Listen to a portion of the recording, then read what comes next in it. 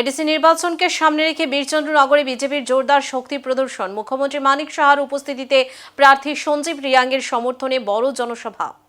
আসন্ন এডিসি নির্বাচনকে সামনে রেখে ত্রিপুরায় জোরদার হচ্ছে রাজনৈতিক প্রচার।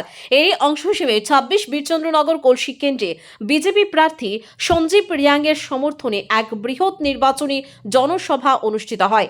এই জনসভায় প্রধান অতিথি হিসেবে উপস্থিত ছিলেন রাজ্যের মুখ্যমন্ত্রী মানিক সাহা। এছাড়াও উপস্থিত ছিলেন বিজেপির রাজ্য সভাপতি তথা সাংসদ রাজীব ভট্টাচার্য, প্রার্থী সঞ্জীব রিয়াং এবং দলের অন্যান্য শীর্ষ নেতৃত্ব ও কর্মীরা।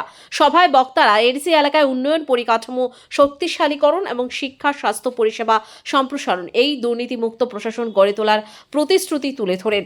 মুখ্যমন্ত্রী মানিক সাহা তার বক্তব্যে বলেন, এডিসি এলাকায় সার্বিক উন্নয়নের ধারা বজায় রাখতে এবং কেন্দ্র রাজ্য এডিসি ৩ স্তরে সমন্বিত প্রশাসন গড়ে তুলতে বিজেপিকে সমর্থন করা জরুরি। অন্যদিকে সঞ্জীব রিয়াং ভোটারদের কাছে আবেদন জানান, এলাকার উন্নয়ন ও স্থিতিশীল শাসনের স্বার্থে তাকে বিপুল ভোটে জয়ী করার জন্য। জনসভায় স্থানীয় এলাকাগুলি থেকে বিপুল সংখ্যক মানুষ ও দলীয় কর্মীদের উপস্থিতি ছিল বেশ লক্ষণীয়, যা নির্বাচনের আগে রাজনৈতিক উত্তাপকে আরো বাড়িয়ে তুলেছে। কাজের সরকার, আমাদের সরকার মানুষের জন্য চিন্তা করে সকাল থেকে রাত্রি পর্যন্ত। আর ওনারা চিন্তা করেন কবে আমি চেয়ারে বসবো, কবে আমি মিথ্যার আশ্রয় নিয়ে মানুষকে ভুল বুঝাবো। ইস্যু নেই, কোনো ইস্যু নেই এখন ওদের।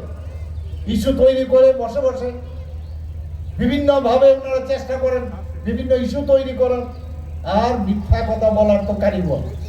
আপনারা সবাই জানেন যে হিটলারের যিনি প্রচার সচিব ছিলেন গোয়েবেল সাহেব, যে বারবার একটা মিথ্যাকে বারবার যদি বলা যায় সেটাকে সত্য হয়। তো এই কায়দাটা ওরা কিন্তু সাংঘাতিক, খুব ভালো জানে।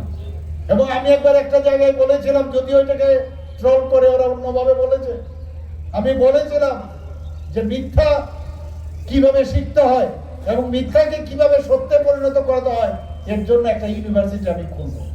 এবং তার যে প্রিন্সিপাল, এই কমিউনিস্ট পার্টি এবং কংগ্রেসের থেকে প্রিন্সিপাল বানাবো আর প্রফেসর বানাবো, এবং অ্যাসোসিয়েট প্রফেসর বানাবো এবং অ্যাসিস্ট্যান্ট প্রফেসর বানাবো। কারণ এখানে এছাড়া এদের কোনো রাজনীতি নাই। আর এখন মথাও ঢুকে গেছে, তো মথাও এদের এই ইউনিভার্সিটির মধ্যে তারও স্থান পেতে পারে। চারিদিকে ঘুরছে কিভাবে মিথ্যার আশ্রয়, মিথ্যা দিয়ে যদি না হয় তাহলে মারপিট করো। বন্ধুগণ, আমরা মারপিট, আবার বলছি, আমরা মারপিটে বিশ্বাস করি না। আমরা আইনের শাসনে যা যা করার দরকার, অনেক সময় আমি বারবার বলছি যে শান্তির জন্য অনেক সময় নিজেকে শক্তিও প্রয়োগ করতে হবে।